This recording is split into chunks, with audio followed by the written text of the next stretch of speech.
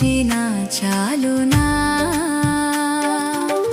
గర్భఫలమైన నా జ్యేష్ఠ పుత్రుని నీకిచ్చినా చాలునా గర్భఫలమైన నా జ్యేష్ఠ పుత్రుని నీకిచ్చినా చాలునా